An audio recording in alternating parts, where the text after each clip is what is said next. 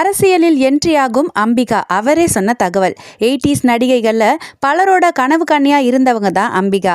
அதோட தங்கச்சி ராதாவையும் சினிமாவுக்குள்ள அழைச்சிட்டு வந்து 2 பேரும் மற்ற நடிகைகளுக்கு டஃப் கொடுத்தாங்க. ரஜினிகாந்த், கமல்ஹாசன், விஜயகாந்த், சத்யராஜ், சரத்குமார், பிரபுன்னு இவங்க கூட நடிக்காத நடிகர்களே கிடையாது. ஒரு கட்டத்தில் ஃபீல்ட் அவுட் ஆன அவங்க இப்போ சீரியல்களில் பிஸியாக நடிச்சிட்டு இருக்காங்க. லேட்டஸ்டாக திருவண்ணாமலை கோவிலுக்கு சாமி தரிசனம் செய்ய போன அவங்க செய்தியாளர்கள் கிட்ட பேசும்போது, எனக்கு திருவண்ணாமலை ரொம்ப பிடிச்ச இடம், இங்க வந்தாலே மனசு ரொம்ப அமைதியா இருக்கும்னு சொன்னாங்க.